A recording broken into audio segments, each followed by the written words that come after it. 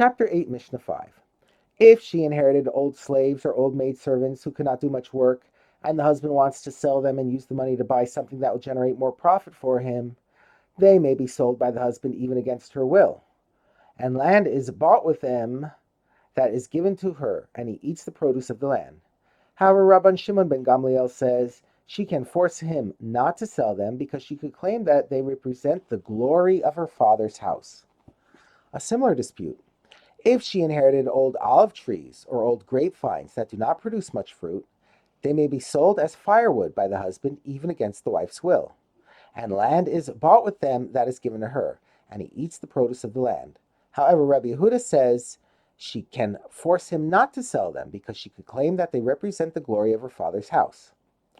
The Mishnah teaches the law in a case where the husband spent money on improving his wife's property. For instance, he plowed or fertilized her field, hoping to increase its productivity.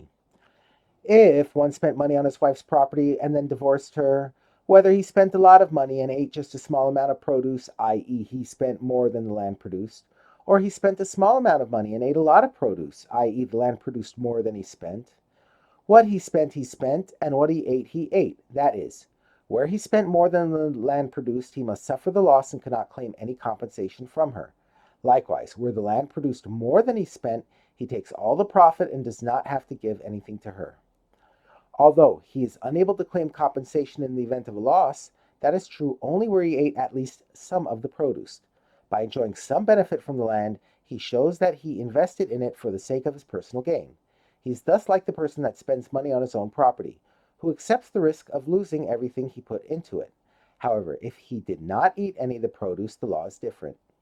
If he spent money on the property but did not eat any of its produce, and then he divorced her, he may swear as to how much he spent and take that amount from her as compensation. Since he did not benefit himself at all, but only benefited his wife by improving her land, he has the right to be compensated.